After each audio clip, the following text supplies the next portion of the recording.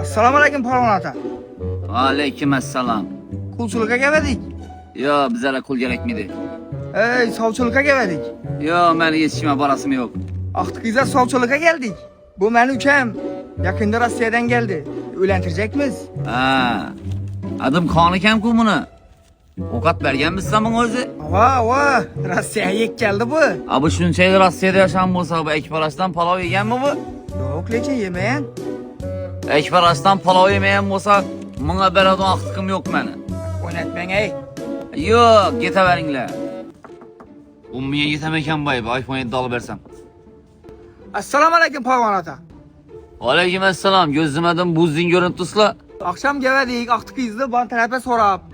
Ekparashdan palov yemasang, qizim beraman dedik. Ha. Bardım ekparasha, yedi mi? Akşam bardık, palov yedik, palovları mazal ekan. Yine samak keldik palov. Ha, bo'ladi ekan kuyna. Endi Aqtiqni berasizmi?